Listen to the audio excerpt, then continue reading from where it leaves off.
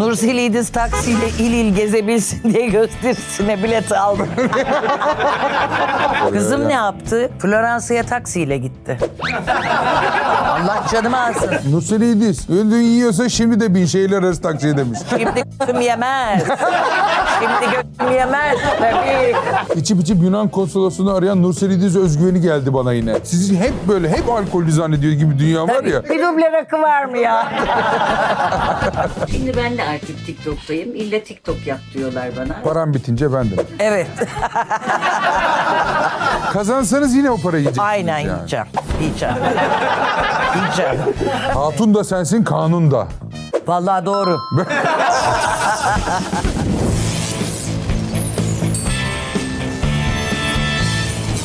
Linçet'e hoş geldiniz. Linçet'in bu haftaki konuğu Nursel İdiz.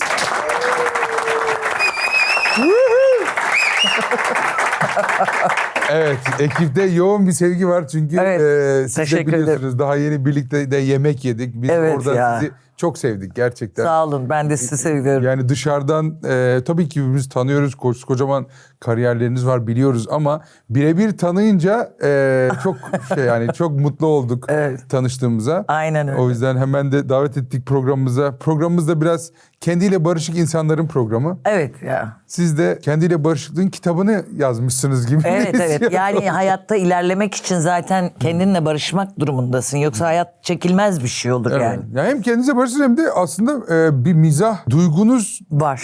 ve bu yani bu çok yüksek bir yerdeymiş. Bunu da çok görmedik aslında biz. Evet. Yani sizinle ilgili Instagram'da ya da işte Twitter'da çok fazla mizahi durumlar var ama bunlarla siz daha fazla mizahi bir şekilde dalga geçecek kadar mizah seven biriymişsiniz. Bunu Evet. öyle bir program da çok yapmadınız. Yani saklambaç falan oldu ama değil mi? Mizah programı. Yok ya komedi dizilerinde çok Dizi oynadım. İşte yaptınız. Yalan Dünya bilmem harem marem filan yaptım yani ilişki durumu karışık. Ha, oyunculuk olarak yaptınız ama kendiniz program yapmadınız hayır, değil mi? yapmadım, hiç? yapmadım. Ha. Öyle bir komedyen olma gibi bir şeyim yok Yoktu. yani. Hayır öyle bir yeteneğim yok yani. Var işte. Ben onu Ya diyorum. bilmiyorum. Var ya biz o gün acayip eğlendik yani. Gerçekten çok güzeldi. Evet bakalım yorumlara size gelen linçlere yorumlar ne olacak? Linç et alkışlarla başlıyor. Hadi bakalım.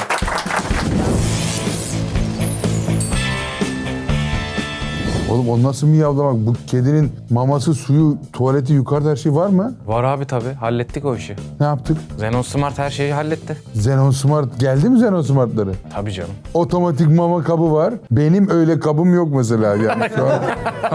Tuvaleti var kendinden temizleniyor. Evet. Maması tak diye otomatik iniyor. Su pınarına lüp lüp. Su pınarı var kedimiz. Kedimizin su pınarı var. Keyfi yerinde kedilerimizin ofiste. Neden? Çünkü Zenon Smart var. Bak kediye bak. Kedinin ofisteki fiyakasına bak. Zenon Smart geliştirdiği teknolojilerle evcil dostlarımızın da hayatlarını kolaylaştırıyor. Kedilerimizin günlük temizlik işlemlerini olabildiğince pratik ve hijyenik hale getirmek için tasarlanan Zenon Smart akıllı kedi tuvaleti her kullanımdan sonra otomatik olarak devreye girerek kirli kumu eleyerek atık haznesine aktarıyor. Ayrıca mobil uygulaması sayesinde uzaktan da kontrol edilebilir ve izlenebilir. Bu arada sensörleri sayesinde kediniz içindeyken ya da yaklaştığında çalışmasını durduruyor. Aynı şekilde akıllı mama kapları ve su kaplarıyla da kedilerinizin beslenmesini otomatik olarak ayarlayabilirsiniz. Böylece uzakta olsanız bile sürekli taze mama ve suya erişimlerini kolaylaştırabilirsiniz. Evet sevgili izleyenler gördüğünüz kedimizin maması suyu zaten otomatikmiş. Kafamız rahat. Siz de isterseniz bu ürünü almak istiyorsanız yukarıda indirim kodumuz var. O görsellerde onu alıyorsunuz ve aşağıdaki linke tıklıyorsunuz. Alışverişinizi yapıyorsunuz. Biricik kedilerinizi böyle krallar gibi hissediyorsunuz. Önemli. İstanbul'da 15 plakalı taksi gördüm. Nursel İdiz Burdur'dan geldi galiba. Ya böyle bir huyum var. Benim babam böyleydi. Babam benim mimar mühendis, profesör. Statik hesap yapardı, deprem hesabı yapardı, işte temel hesabı yapardı, zemin mekanikçisi falan. Şimdi o hiçbir zaman yapmazdı. Araba kullanmadı hayatında. Bizim ailede zaten araba kullanma özürlüyüz biz. Ha, hep... Elif 40 yaşında daha ehliyeti yok filan. Böyle yani bir kabiliyetsizlik müthiş. Ondan sonra babam hep taksisi vardı onun özel. Ondan sonra bir Göksel abi vardı, bir Erol abi. Erol abi beni hep maçlara götürürdü 15 yaşında falan. Ulan nereden biliyorsun offside, free falan derler bana. Aa, maça götürdü. Tabii maça götürürdü. Ben devamlı maçlarda. Ben Kalemitik Ceng gibi bir kızdım zaten. Sonradan bir Türkiye'nin seksi kadını oldum 30'dan sonra falan. Ne maçı? Hangi maçta gidiyordunuz? Fenerbahçeliyim. Ben Fenerbahçe maçlarına giderdik. Evet. Erol abi de Fenerbahçeliydi. Hayattaysa Kulakları çınlasın. Tak. Oradan gelme şey. Ha. Alışkanlık. Hiç Taksiye özel bindik. şoförünüz yok. Taksi var yani. Özel şoförüm vardı. He. Çok paralı olduğum zaman vardı. Ama bir de şöyle bir şey var. Mesela bir davete gidiyorum. Şoförü kapıda beklemesin diye gel sen de otur diyorum mesela. Herkes bakıyor mesela protokol masası. Benim şoför benim yanımda. Ay ayıp olur çocuğa. Ya da yemek yolluyorum içeriye falan. Öyle kapıda adam bekletmeyi sevmiyorum. Tabii o artık arkadaşınız Böyle. gibi oluyor. Kızım yani. ne yaptı? Kızım İtalyan lisesinde okuyordu. Şeye gönderdim. Floransa'ya tatile gittiler 1,5 ay filan. Roma'ya gidiyorlar. Vatikan'ı geziyorlar filan. Floransa'ya taksiyle gitti. Allah canımı alsın. Sadece Türkiye'de değil ya, evrensel bir hikaye yaşıyorsunuz. Yani serious demiş adam, serious. Yani anladın mı? Kardeşimle o sırada havuzdaydık, yeğenimin havuzundaydık filan. O şeye atladı, havuza atladı. $1000 filan vermiş. Abla dedi siz iflah olmazsınız. Gerçekten. Bir aile geleneği sizde. Bir aile geleneği. Evet. Yani ne görürsen onu yapıyorsun yani, anladın mı? Peki bu sadece neredendi bu sizin taksiyle gelmeniz? Erzincan. Erzincan'dan İstanbul'a. İstanbul. geldiniz. Hatta bindim taksiye, dedim ki Nişantaşı dedim. Adam yani Armağan Çağlayan diyor ki ben o adamın o psikolojisini merak ediyorum. Yani o anda neler hissetti diyor. Çünkü kriminoloji falan okudu ya. O sonra neler hissetti? O adamın psikolojisini Nişantaşı. merak ediyorum diyor. Yani Başta Nişantaşı- anlamadı tabii. Sizi tanıdı mı? Tanıdı Ha, tabii. tanıyınca. Manyak biniyor dedi. Kafa da iyi. Ondan sonra işte de yanıma aldım. Arkada uyuya uyuya. Su şehrine gelmişiz. Çok güzel filan. Bir orayı da gezelim filan. Eve de telefon ediyorum. Diyorum ki taksici aç geliyor. Güzel bir biber dolması yapın. Biz çoban salata yapın. Adamı da doyurduk, öyle yolladık tabii. Burada taksimetrede artıyor değil mi böyle? Hayır 250. belli sabit fiyat Ha, anlaştık. anlaştınız. İyi bari. tabii. O da güzel. Kaç tane Erzincan'daki taksi şoförüne nasip olmuştur bu yani, Nişantaşı. düşünsene. Nişantaşı. Ne kadar sürüyor Erzincan İstanbul? Hatırlamıyorum. Kafam iyiydi. Kafam iyiydi. Çok güzel bir şey. Sonra Sonra yaptınız. ayıldım tabii. Ayıldın. Ondan sonra ön tarafa oturdum. Ben öne otururum taksilerde de genellikle. Muhabbet, Falan. sohbet. Sohbet, muhabbet. Ay, çok güzelmiş. Diyorum Sonra ya. başka şehir var mı? Yani bu hani Bursa var. Bursa'dan İstanbul'a. Bir de şeyden var, Uşak'tan. Yine Can Hoca ile kavga etmiştik. Uşak'tan ya saat 5'te mi ne şeyimiz, uçağımız. Tamam artık yatıyoruz filan. Abi niye yatayım? 5'te uçak. Yani. Bütün gün uyuyacağım. Onun öyle takıntıları vardı. Oradan da gelmiştim taksiyle. He. Orada, Tabii, o var. da Uşak da bayağı uzak. Uşak'ta bayağı uzak. Orada da şaşırmışlardır. Çok Haklı güzel. yani. Haklı. Olabilir yani. Devam edelim. Evden moda 2 adım yol 250 lira verdim taksiye. Nursel İdiz. Öldüğün yiyorsa şimdi de bin şehirler arası taksiye demiş. Götün yiyorsa demiş. Evet. Şimdi götüm yemez. Şimdi götüm yemez tabii. Şimdi götüm yer mi? Benim Şu- için Allah'tan turneye böyle lüks bir venimiz var da onunla gidip geliyoruz. Şu an gerçekten ya. Şimdi ne kadar yemez. Erzincan. Benim şey yapamazsın. 270 lira modadan tuttuğuna göre Erzincan'dan bir 50 bin, Herhalde. 100 bin falan. İstanbul'dakiler alışık da Erzincan'daki garibanın suçu ne yani? Ay. Devam edelim. Hatun da sensin, kanun da. Vallahi doğru. Sizi seven de böyle seviyor yani. Böyle Hatun da seviyor. sensin, kanun da yani. Ya Sen biliyor musun harbi böyle kadın üzerinde. mutasip insan He. kesiminde de çok seven var. Tabii. Ya bir gün dedim ki böyle başı bağlı bir hanımefendi falan. Size bayılıyoruz, çok seviyorum sizi falan. Ama dedim ben hani böyle içkici kadın olarak geçiyorum falan. Aman dedi, herkesin bir şeyi var hayatta. Boşver dedi. Anladın mı? Öyle Tabii şey. canım. Ya burada konu gerçeklik ya. Yani çok gerçek biri olmanızla da çok alakalı. Bir de bu anlattığınız alkol hikayeleri falan, yani hem eskiden yaşadığınız, eğlenceli, şimdi eğlence olarak anlattığınız. Evet. Hani insanlar böyle sizi hep alkollü zannediyor gibi dünya var Tabii. ya. Yani o çok acayip sabah yani. 7'de başlıyorum. Başla- Hani oyunu da öyle oynuyorum falan, öyle zannediyorlar. Tabii, Tabii tabii. de öyle bir şey, Tabii. öyle bir hayat mümkün değil. Yani Öyle bunun bir şey mümkün. şakasını da yapmak, olduğu zamanın şakasını yapınca da artık hep alkolü de Şimdi ben zannediyorlar. manyak bir kadın olduğum için içince biraz daha manyaklaşıyorum. O zaman hiç kimsenin yapmaya cesaret edemediği şeyleri yapabiliyordum yani. Şimdi biraz sıkıyor tabii. Biraz Biraz duruyorsun. sıkıyor tabii, artık yaş da kemale Her erdi. şeye girmiyorsunuz. Ha. Yok. Biraz nelere girdiğinizi yorumlarda var bakalım. Neler varmış. Haydi bakalım. Ver bakalım. Çanakkale'de sarhoş bir vatandaş Truva atının üstüne çıkıp atı İstanbul'da sürmeye çalışalı 7 yıl oldu. Dostum sen, Nursel İdiz ve ben. Lütfen üçümüz görüşelim. Nereden bulacağım bu vatandaşı demiş. Güzel iyi rakı içerdik bunlarla. Bu derece bir şey var mı ya? Bu kadar ilginç bir Yok hareket. bu kadarı yok. Turba atına tırmanmayı denemedim. Buna yakın var mı? Bilmem düşünmem lazım. Bir düşünelim bir şey de Düşünelim. gelince neler Bakalım. olabilir. Devam edelim. İçip içip Yunan konsolosluğunu arayan Nursel İdiz özgüveni geldi bana yine. Evet doğru. Doğru mu? Doğru ya aradım yani. Ne diye? Sabah 5 kafam iyi. Şimdi biz Yunanistan göçmeniyiz. Bizimkiler de 74'te geldiler. Orada da benim dedem hiç çalışmamış hayatında. Tütün tüccarı. Keman çalarmış, Fransızca konuşurmuş filan böyle bir burjuva. Bize bir kalmadı tabii. Asalet var fakat şey sıfır. Maddiyat yok. Maddiyat sıfır. Tabii çok ciddi mal kaybı. Yani inanılmaz bir şeye uğradılar. Hatta İskeçe'ye gittiğimde dedemin eski konağının önünde büyük bir han yapılmış çarşı. o 50 kadar milyon dönüm. euro şu anda Ay. değeri tabii. Onun önünde resim çektirdim sonra içmeye gittim. Keşke dediniz kalsaydı. Ha, Ya, dededen ondan kalsaydı. sonra şimdi biliyorsun çifte vatandaşlık veriyorlar. Babası anası orada doğana. Benim babam orada doğumlu. Abi Yunanistan vermiyor. Çünkü ben bir de salaklık edip Batı Trakya Türkleri Derneği'ne girdim. Siyasi bir şey zannediyorlar onu da. O yüzden de Ay vermiyorum. salak niye girersin? Nursel İdiz olarak zaten turistik vize alırsın. Şimdi vermiyorlar bana vize. Neyse kafamı taktım ben buna kafayı. Açtım saati de bakmıyorum. Yunan konsolosluğuna. I am refugees from Greece diye ben. Direkt girdin. Direkt. Please I would like to contact with consulate filan diye böyle. Abla ben burada süpürge yapıyorum. Vallahi onlar 3'te 4'te geliyorlar. Kimse yoklar. Bağla. Bağla diye ben. Yani şey istiyorum. İkinci vatandaşlığımı Alacağım istiyorum. ya. Alacağım. Babam orada doğmuş abi. Niye vermiyorsunuz? Bütün Balkan ülkeleri veriyor. Kaç gibi aradınız bu şikayet yani? Sabah 5'miş. Erken. Biraz Hatırlamıyorum. erken. Devam et. Nursel İdiz nişanlısına Ay. 580 TL makarna tepki 580 gösterdi. olur mu? 850 lira işte. Can burada şahit. Makarna mı? Makarna abi. Şey istedin ha? 1650. 1650 mi? Makarna. Ha. Makarna, çay su. Makarna, Makarna su. çay doğru hesabı o ödedi o biliyor. Şimdi abi baconlı makarna istedim. Bir dilim bacon üstünde. Kalan iç bacon suyuyla yapılmış herhalde düz makarna. Gerçekten şoka girmiştik o gün değil mi? Ya inanılmaz TT oldu bu.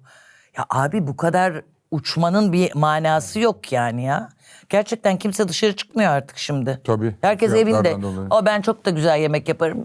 Yemekleri yapıyorum, koyuyorum açık büfe. Oh. Tiyatro ekibi geliyor, yiyoruz, içiyoruz. Oh böyle oldu Öyle artık. oldu evde. Kimse bir yere gitmiyor yani. Bunun yorumu ne peki? Evinde ye makarnayı şikayet etme demiş biri. Doğru. Doğru. Evet. Güzel yemek yapar mısınız yani? Yaparım. Aa, Rumeli ya. doğru. Tabii. Rumeli mutfağı. Bize de bir gün o zaman biz de gelelim bir gün. Gelin. Vallahi. Vallahi gelin. Şöyle. Evde çok güleriz. Vallahi çok eğleniriz. Çok eğleniriz, Gerçekten kesin. yani. Yani şey vardır ya Nursel İdiz'de keşke arkadaş olsak yese gitsek ne eğleniriz duygusu var ya o oluyormuş gerçekmiş Evet, o. evet. Yani biz onu yaşadık sizle. Ben bir de öyle mezeyi hazır alırlar bilmem öyle değil. Her şeyi kendin yapacaksın. Tabii. Zaten Mesela az pahalı acayip oluyor. şeyde pahalı oluyor. Evde yaparız onu patlıcanı falan birlikte gireriz. Bir de böyle yaratırım yani. Heh. Yaratırım. Kendi size has mezeler de var yani. Ya yaparım yani bir şey bana malzeme ver oradan bir şey çıkarırım yani. Devam edelim. Çalışarak fakirleşiyorum sanki ya. Nursel İdiz gibi maddi şöhreti yönetemedim ben. Evet maddi şöhreti yönetemedim valla. Yani bunlar hepsinin açıklamalarından sonra birileri yazdığı Mesela şeyler zaten. bir şey dizi yapacağım herhalde galiba dijitale. Hadi hayırlısı olsun. Şey dedi ki Nergis, Yasminler dedi şeye gidecekler hamama dedi. Çinili hamama. Çinili hamam da ben sanat tarihi okudum ya bayağı şey. Hani konularda işlenir yani Çinili hamam. Ay dedim ben şu diziyi yapayım ikinizi de ben götüreyim dedim. Sen götürme dedi. Sen götürme dedi. Sen onu al sakla o parayı dedi. Anladın Sizde mı? para Yine şey aynı var değil mi? kafadayım Hemen ya. yani Evet. kazansanız yine o parayı yiyeceksiniz Aynen yani. yiyeceğim. Yiyeceğim. Yiyeceğim. Hiç tutma yok yani. Hiç Böyle bir tutma şey yok yani ya. ya. Ay. Hiç. Bir de tanıdık arkadaş, çevre. Bak şimdi Tabii. böyle hani Şimdi insanlar mesela ben gelsin, Yalı yesin, varken içsin. bende mesela doluydu. Hep parti vardı hep. Muhabbet partisi filan. Eğlence, yemek. Yandan balıkçıdan balıklar ızgara yapılır gelir falan. Sonra Yalı'yı kaybedince kimse aramadı sormadı. Bir de öyle bir Dubleks şey Yalı var. vardı ya tabii. Allah Allah. Ama salak gibi bir şirket açalım dedik. Yani ben ilk liseden sonra Boğaziçi Ekonomi'yi kazandım. Ekonomi Boğaziçi Ekonomi tabii ben fen mezunuyum ben. Ondan sonra konservatuar da kazandım. Allah'tan konservatuara girdim. Yoksa yani bu enflasyon şimdikinden çok çok yıllar önce benim sayemde ülkede olurdu yani. Kesin. yönetemez. Mesela benim Merkez Bankası başında düşünsene. Yani gerçekten düşünemiyorum yani. O kadar yani. Ekonomi kadar ya, inanılmaz. Peki duygusu ne acaba? Yani hep şey derler ya, para yönetimi biraz babadan gelir diye. Baba Babam duygusuyla da ilgili bir öyleydi. şeydir yani. Babam da öyleydi. Değil mi? Babam da iflas etti mesela. Ha, öyle aile geleneği o Aile da. geleneği. Taksit gibi o da aile geleneği. Ay, çok güzel. Yalı gitti, gitti ama şu an kendi eviniz var yine Nişantaşı'nda. Yok Hani kendi evim yok. Kira İnşallah mı? bir ev alacağım. Ha, Kira. Ev alın Tabii. bari o zaman, tamam. Evet bir ev alacağım. Bir de Ev yazlık alın, biz alacağım. yeni eve girelim. Yani sizin yiyecekler, mezeleri falan o zaman yiyelim. Biraz önce ev alın. Olur inşallah. Sonra şey yapalım yani.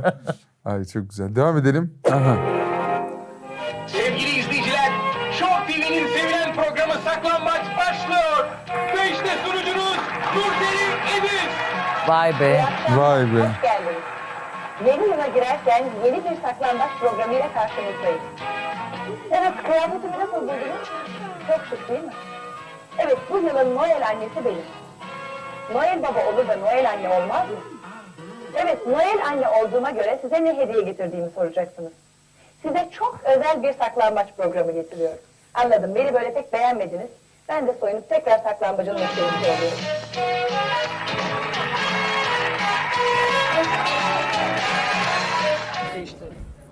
Ay huysuz. Ay.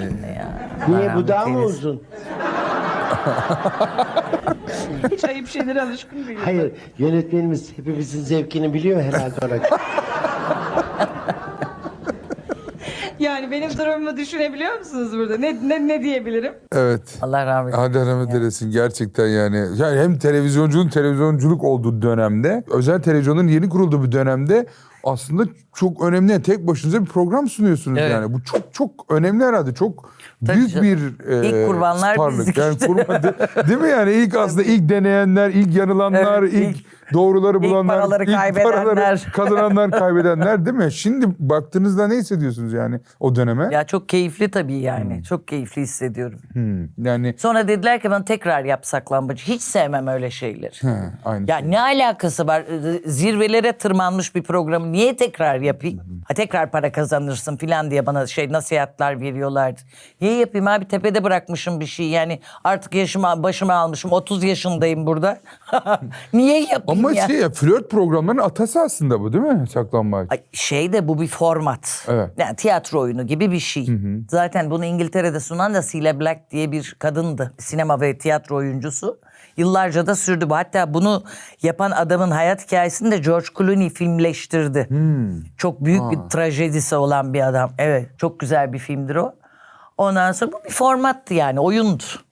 Yani gerçek bir eşleşmeye, gerçek bir flört Öyle falan mi? değildi. Tabii canım. Herkes Abi oyunculuk Amerikalılar vardı hepsinde. geliyordu, belli kuralları vardı falan. Hepsi yani yok, katılanlar normal insanlardı tabii ama belli bir format çerçevesinde yürüyordu. Ha, yani Sonra tamamen. araban var mı, evin varsa evleneyim seninle falan, onlar kalktı, çok sevindim yani. Öyle bir şey değildi tabii ki. Ne bunun şeyi ne? Bu format şu haliyle çok güzeldi. Sonradan ne yazık ki çok başka, çok sakil bir hal aldı. İşte sizin dediğiniz gibi yani. Evet, yapılan tabii. formatlar. Format değil ki onlar yani, o yani rezillik. Devam edelim. Moral bozukluğuna bağlı Nursel İdiz sendromu yaşıyorum. Nursel İdiz sendromu nedir mesela acaba? İnsanlar ne diye yorumluyor sizce gençler? Yani hani kafayı çekip acayip şeyler yapmak olarak yorumluyorlar. Öyle, ama bir şey de var ya, acayip şeyler gibi değil yani. Bir hani hayatın bu kadar darbesine karşı bir umursamazlık gibi. Hani gençler bir yere koymuşlar sizi. Ay, Bizim delirmemek için bir şeyden Evet. sonra umursamamazlığa başlıyorsun. Evet. Eğlence ve umursamamazlığın Yani kimliği böyle işte gibi aslında. şeye yöneliyorsun, böyle kuantum, meditasyon filan Meditasyon. bilmem ne, yoksa mümkün değil yani. Evet. Yani onun o yüzden de çok sizin bu personanız bence gençler arasında çok sevildi yani. Evet, Herkesin olabilir. ihtiyacı olan bir Ya bir de delilik zaten bu kaç aslında. yaşına gelirsen gel, yani bir oyuncu olarak zamanı, çağı yakalamak çok önemli. Evet. Ay bizim zamanımızda böyleydi filan diye böyle takılırsan hayata bitti. Bitti. Bitti yani. Şu an sizin şu anı yakaladığınız, özellikle dijital hikayede yakaladığınızı görüyoruz biz de yorumlara baktığımızda vallahi. Ver bakalım. de bu şekilde tanıştım, ne güzel. Daha güzeldim de bu Yıldırım beni çok yıprattı. Hiç yıpratmıyor. Görüyor musun senin başına gelene?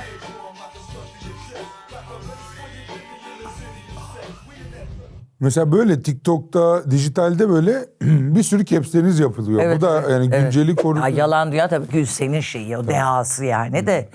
Yani sürekli, hele bir Survivor bölümü vardı, onu bulsanız yerlere yatarsın. Yani müthiş. Gonca Vuslateri diyor ki su olup olmaması önemli değil. Acil viski bulmamız lazım diyor. Survivor'da Herhalde kalamıyor. kimse de benim hayatımdan esinlenerek böyle bir rol yarattı. Zaten adı da Nursel'di yani. Evet, şeyde.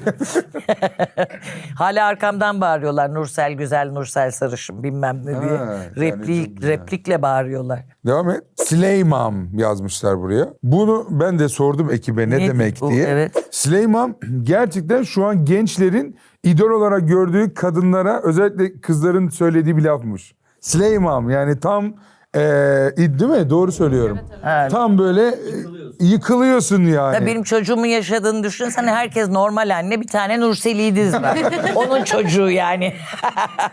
Değil O mi? da aşırı dikkatli, kontrollü, böyle mütevazi, böyle tutucu bir kız yani. Tutucu. Geleneksel bir kız, anladın mı? Gerçekten çok zorluklar O ne yaşıyor yapıyor çocuk. şu an mesela? Hani O şu anda şarkı söylüyor. Şarkı söylüyor. İşte 30'unda burada konseri var Doğan Canku'yla beraber. İşte İstanbul'a gelecek, burada yeni işlere bakacak. Çünkü İzmir ve civarında çok güzeldi orkestrayla işlermişler, ne bileyim otellerde filan böyle. Çünkü Batı üzerine daha çok söylüyor, Türk pop da söylüyor filan. Artık İzmir kapandı yani, o devir kapandı. İstanbul'a İstanbul. gelip yeni bir yol çizecek. O diyor mu kendine. hiç ya anne bir yalı vardı azıcık ben de oturaydım yalıda falan. Yok, benim manyaklıklarımdan çocuk ne kaybettiğinin farkında değil. Anladın mı? Çocuk o acıyı yaşayamadı. Annemi idare edeyim, aman bir şey olmasın, dur bugün ne oldu filan demekten çocuk neyi kaybettiğimizi filan Bilmiyor bilemedi yani, anlayamadı. Kendine vakit ayırabildi mi? Ayırmıştı. İyi bir müzisyen olmuş Ayırdı yani. da yani, ama tabii benim peşimde çok koştu yani. Devam edelim. Çocukluk travmam Nursel İdiz'in üvey anneyi oynadığı Mercan Kolye filmi. Sürekli anneme bir şey olursa üvey anne gelecek ve bize öyle davranacak sanıyordum. Küçücük kafanın düşündüğü şeylere bak ya. Evet ya, çok güzel bir şeydi o da, Mercan Kolye. Tuncay Önder rahmetli. Gerçekten müthiş bir şeydi. Ondan sonra Yani bayağı bir korkan morkan oldu benden yani. İşte Tabii. kötü karakter oynamanın Yeşilçam'dan Tabii. sonraki karşılığı nasıldı diye soracaktım yani. Ay, çok 90'larda bayağı oynama. korktular. İşte mesela bir makyöz arkadaşım vardı, geldi böyle bir şey çekiyoruz. Ne çekiyoruz? Bir dizi çekiyoruz, 13 bölüm, çok uzun sürmeyen bir şey. Yo, başka bir şeydi. O kadar çok dizi var ki unuttum. Neyse, geldi böyle hafif titriyor falan. Nursel, makyajınızı nasıl yapalım dedi. Anacığım hiç anlamam, nasıl istiyorsan öyle yap dedim. Ondan sonra kızla arkadaş. Rahatladı. Çünkü öyle birini Korkuyor, değil bekliyor mi? yani, Ay. korkuyor. Evet ya. Devam et. Şimdi ben de artık TikTok'tayım. İlla TikTok yap diyorlar bana. Özellikle İlhan. Ben elektronik olarak gerçekten özürlü bir insanım. Aslında istesem öğrenirim ama çok yoruluyorum yani, sıkılıyorum. Başkası yapsın daha iyi. Mesaj yazarken bile yarım saatte bir satırlık mesajı yazıyorum. Evet, gerçekten. Bakalım neler yapacağız TikTok'ta sizinle, göreceğiz. Param bitince ben de. Evet.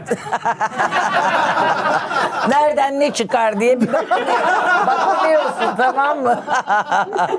Nereden ne yapsam yani. Ya bir de para da çok şey oldu yani. Eskiden televizyonda gir, diziye gir, kazanırsın diye hani sabit bir şey vardı. Şimdi nereden ne çıkarsa döndü gerçekten. Tabii tabii. Yani Şimdi bu- reklam falan yaparsan oluyor. reklam var, dijital var. TikTok'a Evet. mı girsem, Bana Instagram'a niye mı? hiç reklam gelmiyor onu merak ediyorum ben. Niye gelmiyor? Eskiden içki reklamları vardı çünkü. Şimdi o yasak olsaydı çoktan eski şeyimi kaybettiklerimi kazandım. Kazanmış. Tabii kazandım. Doğru. Alkol Tabii. reklamı gitti. Alkol reklamları yok. Bir sürü ünlü oyuncu filan, yabancı oyuncular filan yaptı yani. Tabii canım. Mesela olsa ilk bana teklif edilirdi. Size bir de mesela atıyorum Ricky Gervais'in kendi içki markası var mesela. Öyle bir şey de olurdu. Çok güzel olurdu. Nursel İdiz Edition Abi falan. şansa bak yani. Bir gün Kerem Alışık bana dedi ki eşkıya dünyaya hükümdar olmaza girdin. Ondan sonra o gece benim oynadığım bölüm yapımcıyla kanal birbirine girdi ve yayınlanmadan kalktı. Kerem Alışık bana dedi ki senin talihine sıçayım ben dedi ya. Talihine sıçayım dedi. Bu da Ay. böyle yani ben tam parasız kaldım içki reklamları kalktı. Gitti. Evet. Ama şu an siz Instagram'ı yani doğru bir şekilde kullansanız bence çok acayip reklamlar gelir. Yani çok Gelir ama ne ara kullanayım Doğru ama. anacığım turneden İşte o başımıza turnede alamayız. yani o turnede sizin asistan Can çok şey. Can benle uğraşmaktan pek bir şey Uğraşırken çekemiyor. çeksin arada. O hikayeleri biriktiriyor. Ben gördüm yani. Sizin doğal halinizi vermesini. Ne diyor? Tedavi görüyorum şu anda. Tedavi. Ne? Tedavi görüyorum şu anda diyor. İlaç verdi onu kullanmıyorum ama kullansam mı gelecek? Onu almıyorum. Bir aydır uçlarımı görmedi bir şey kalmaz diyor.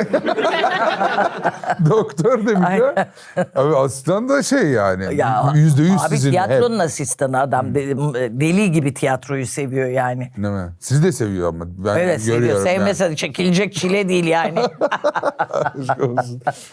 Devam et bakalım. Nursel İdiz'in Faruk Namus Çamlıbel'in kızı olduğunu öğrendim. Artık hiçbir şey eskisi gibi olmayacak. Ve İlker Kocaer kimsen her neyse selamun aleyküm de Faruk Nafiz Çamlıbel hangi yüzyılda yaşadı bir bakın ne olur. Gözünüzü seveyim. Nasıl bir kızı bakın olayım ya? Tabii 1800'ler falan. Sizin yani şey Benim babam nasıl olacak? yani şeyi nasıl yani hiçbir bağlantı yok. Çamlıbel Yok soyadınız işte var. şöyle bir şey var. Yunanistan'da 74'te geldi dedim ya babam çok önce geliyor. O zaman mesela Cemalioğulları, Rızaoğulları, Topuzluoğulları atıyorum böyle şey yapıyor. Babam da kaçıyor 14 yaşında Yunanistan'dan Haydarpaşa Lisesi'ne geliyor. Ve de soyad almak istiyor kendine. Faruk Nafiz Çamlıbel'e de hayran olduğu için Nafiz Çamlıbel soyadını alıyor. Anladım. Anladın orada yine mı? bir hayranlık bir bağlantı var. yani Hayranlık bir aslında. Çok- babamın başına gelen çok komik bir şey anlatayım. Böyle eski trenlerle geliyor filan. Haydarpaşa Lisesi'nde okumuş sonra mı Edirne Lisesi'ne gitti ya da Edirne Lisesi'nden Haydarpaşa'ya geldi. Son senesini orada okudu. Şimdi o eski klasikler vardı. Beyaz tiyatro kitapları filan hatırlarsın belki. Onun üstünde Rus klasiklerini okuyor babam. Tolstoy mu ne okuyor tamam mı? Şeyde de bir çöpçü var süpürüyor treni. Komünist diye babamı yapıyor. şikayet ediyor. İhbar ediyor. Eyvah. Babamı apar topar karakola götürüyor. Eyvah. Babam açıyor diyor ki bak Hasan Ali Yücel Milli Eğitim Bakanı'nın burada ön sözü var. Rus klasikleri komünist diye içeri atıyorlar. Giriyor yani içeri. ailede bir gariplik var anlıyor musun?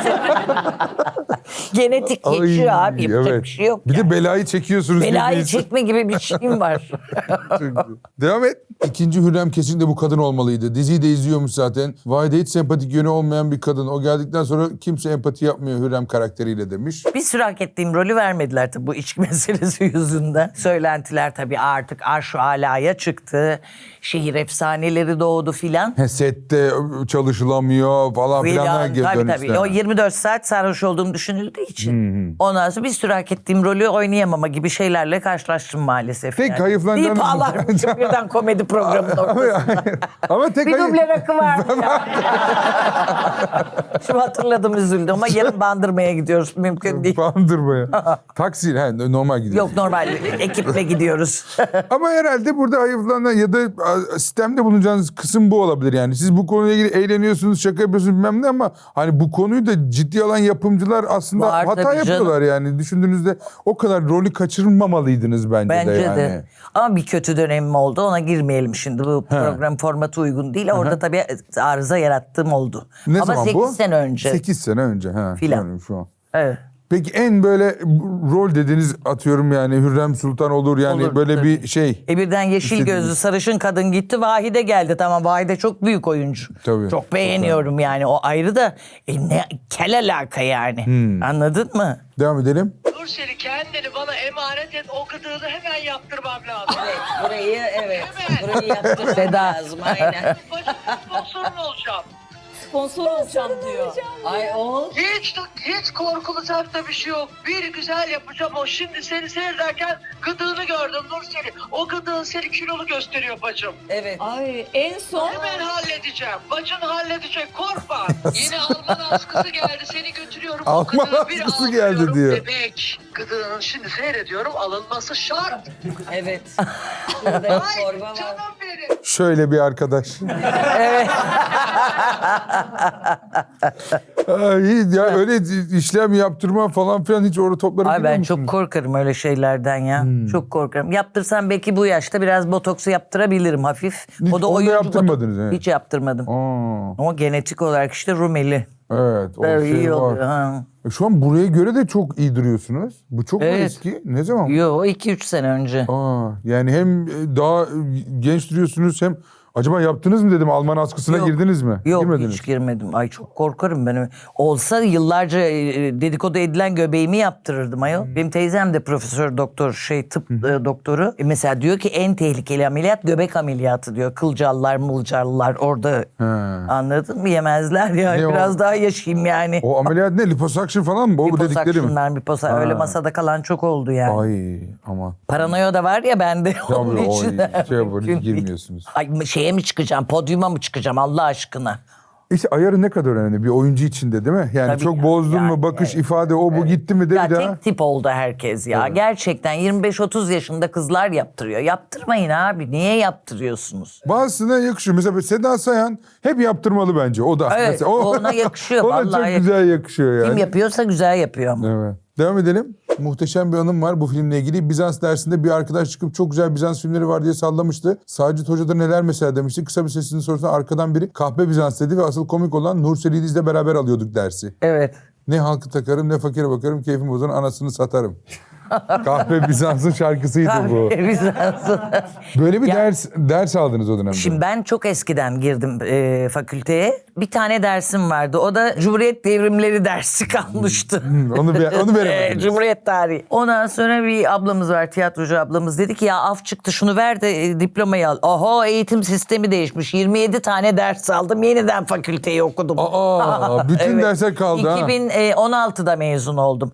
O ilk girdiğimde Çok iyiymiş. ilk girdiğimde yani gençken girdiğimde Bizans tarihi dersi de vardı. O yüzden Sacit Hoca da gerçekten Hacettepe'de Bizans tarihi dersi veriyor. Aa, Evet. yani siz o zaman kaçta girdiniz üniversiteye? Kaçta mezun oldunuz? ya? Şeyde ya 81-82 öyle girdim yani. 82'de girdiniz, 2016'da mezun mu oldunuz? Mezun oldum ama arada bir 25-30 sene bozdunuz. boşluk var. O ne kadar derslere yani sadece sınavlara mı gittiniz? Bayağı üniversiteye, fakülteye gittiniz mi Ya o dönemde? gittim bir müddet ama çoğunlukla sınavlara, vizelere gidiyorsun. Birinci vize, ikinci vize ödev veriyorsun. Ödev var, ha. Ondan sonra tekrar sınava giriyorsun filan yani. Hangi bölüm bu?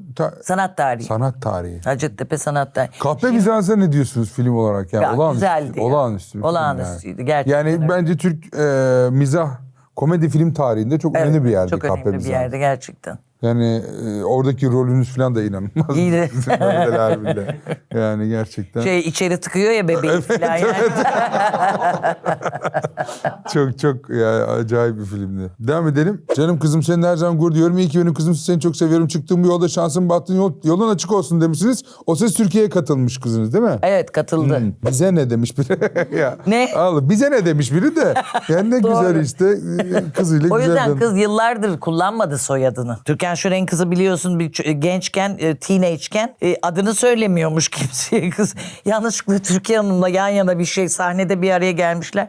Yavrum demiş. Ondan sonra anne diye yani kimliği ortaya Söyleme. çıkıyor. Gerçekten ünlü çocuğu olarak yetişmek çok zor. Bir de tabii çocuk belli travmalarla yetişti yani. Yani biraz evet yani avantaj gibi de düşünülüyor bu. Hayır, hiç dezavantaj. Ama dezavantaj oluyor aslında. Hala Nursel İliz'in küçük kızı olarak görebiliyorlar Kalıyor. yani. Bir yarışmaya katıldığı görüntüler var. Onu Sevgili Nurseli, Ha arkada. Aa. Bak burada da aman Allah'ım diye Nedir? söylemeyeyim. Aile mi? dostu Evet. mu?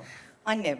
Aile dostu diyor. Hiç benzemediğim Aile için dostu. çok Çok şaşırdım. canım. Gerçekten mi? Evet. Allah'ım çok, çok severim. şaşkınım. Aile dostu bu çok iyiydi. Hiç benzemiyor zaten. qui m'obsède sur lui. Cette heure n'est pas née d'aujourd'hui. Ne kadar güzelsin Il vient aussi loin que je viens, traîné par cent mille musiciens.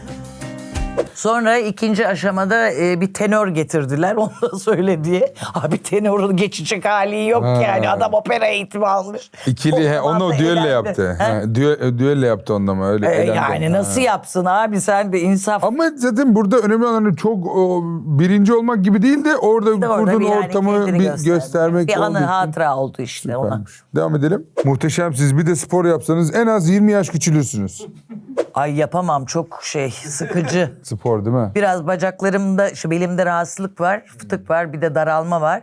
Biraz bacak hareketleri falan yapıyorum. Tiyatro yeterince spor abi. Bizim oyunu görsen. Evet, tempolu Yani bir dakika oyun. durmuyoruz yani. O da spor zaten, Zaten ya. diyorlarmış tiyatro camiası, bu iki kadın maşallah ne geziyorlar Ya artık. diyorlarmış. Batu duyuyorsun değil mi? Geziyor. Zam Batu. istemenin yeni yolu bu. Anladın mı? Zam Batı, istemenin bu yeni kadar yolu bu. geziyoruz lütfen. Şu evi alalım. Valla Nişantaşı'ndaki bizim evi. genç arkadaşımız var, sürekli uyuyor. Biz canavar gibi böyle şeyde. Ali diyor ki ay çenenize sıçayım diyor yani, anladın mı? Önden dönüyor. Ya burada kritik olan şey, ben onu çözemiyorum. Oyun sonrası yemek yememeyi başarsak çözülecek olay. Ama abi, en keyifli kısmı da o. oyundan anca 4 saat önce yiyebiliyorsun Evet. ki. Yoksa bir Mide kere boş öyle çıkmak. Aydın'da bir pideciye gittik. Yarım saat kala tiyatroya geldik. Yani o gece seyirci bence yani Ne yaptı bunlar dedi. ne yaptı bunlar demiştir. Çok- Ya, mide diye dolu- filan arkada. Ses duyuluyordu yani. Ya bazen geç kaldığında mide dolu çıkmak çok problem. Çok zor, sıkıntı çok ya. sıkıntı. Aman Olmaması ha. lazım. Evet. Tiyatrocular dikkat. 2 saat, 3 saat bunun şeyidir. saat önce- Ama sonra oyun sonrası çok yiyoruz ya. Sonra Yiyoruz yiyip ya. yatıyoruz, iki muhabbet Yiyoruz, falan. Yiyoruz Sonra vallahi. maalesef kilo aldırıyor. Devam edelim. Sana sevgilisi yokmuş, boynuzları takmışım. Bana sevgisi yokmuş. Nursel İdiz taksiyle il il gezebilsin diye gösterisine bilet aldım.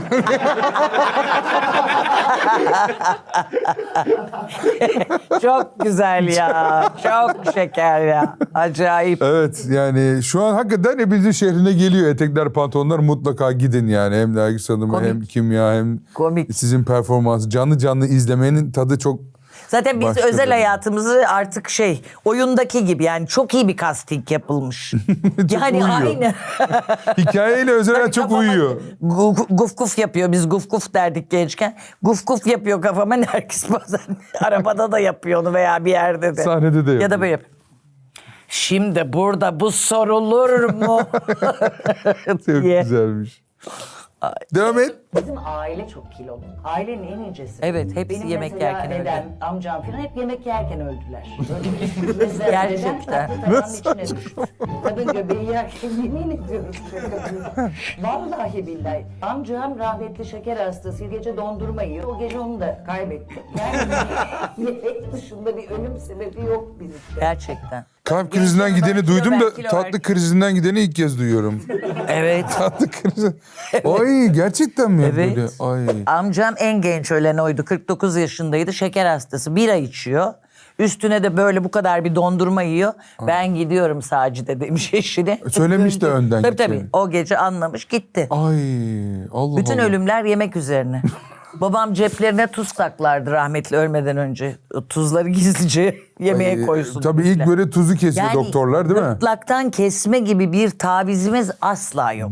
Siz de asla çok böyle yemek düşkünü müsünüzdür yoksa sizden Düşkünüydüm. gurme bir tat var? Gurme biraz. He. Daha gurme evet. Ha, yani kendiniz yapmayı, hani yedirmeyi daha çok seviyor gibisiniz Daha çok yani. seviyorum. Evet evet. Hani o şey enteresanmış. Ama Yani. burada da mesela çok kilolusunuz. Ne güzel, iyi bakmışsınız kendinize ya. Evet, bak. Buraya şu an Seda Sayan mesela tamam komple girmek isterdi şu an bu şeye. Evet. Devam et. Askılara. Askılara. Sadece sizi takip ediyorum. Türkiye Cumhuriyeti'nde benim için o kadar güzel ve özelsiniz bilginize. Ya sağ olun, teşekkür ederiz.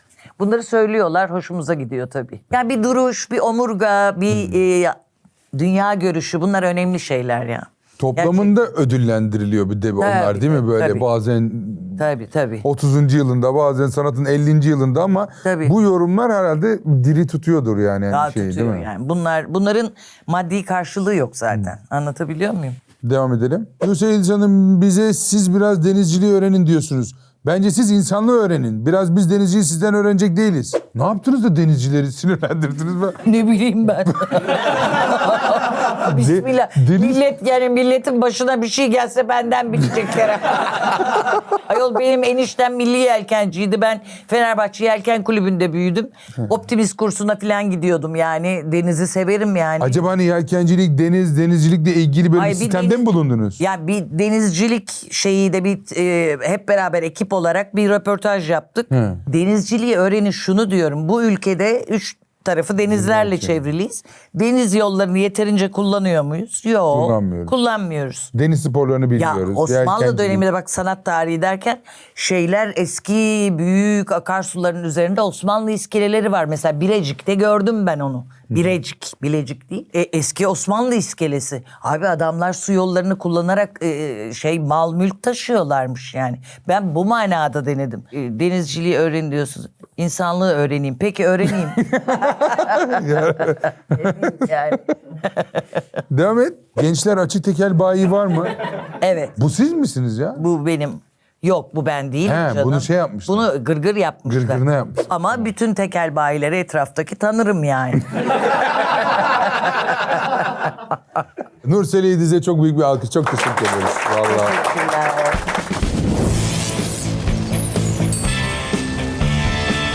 Sizi Teşekkür. burada ağırlamak bizim için gerçekten Çok çok büyük bir mutluluk. Yani çok güzel muhabbet yapmıştık. Burada devam olur diye düşünmüştük. Fazlası bile oldu. O yüzden Hadi ya, oldu çok gerçekten. harikaydı yani. Çok büyük eğlendik. Şimdi programımızın sonunda da konuk müzemiz var. Sizden bir hatıra burada kalırsa çok seviniriz. Evet benim bir şeyim vardı. Şiir kasetim. Nazım Hikmet'in aşk şiirleri. Ölmeden önce yazdığı son şiirlerini yapmıştım. Okudunuz. Okumuştum. Ay, Tabii güzel. satmadı. O da satmadın. Satmadı. Türkiye'de şiir kasetimi satan ayol. Onu getirdim Ay, hediye çok, olarak. çok teşekkür ederiz. Harika bir hediye. Yine bak satmayan bir şey getiriyorum. Evet, anlıyor musun? Yine para Ama getirmeyen bir şey. 7500 liraymış. Satmaz tabii ya. KDV dahil. 7500 lira mı? 7 milyon 500 bin lira. Ha bu Vay, antikaya vay. düşmüşüm o zaman. Biri bana bunu hediye getirdi seyircilerimizden biri. Ay, çok güzelmiş. Bunu basan yeri bulmak lazım. 7 milyon 500 bin lira da çok iyiymiş. Ay, ne Antikalara karıştık ya. Eşenti. 35'lik alana bedava veriyorlar onu. 35'in yanına mı veriyorlar diyorsun? Can beni arıyor mesela. Nurseli Hanım yine zam gelmiş. %20. Ondan sonra. Çok büyük alkış. Çok teşekkür ederiz. Nursel İdiz.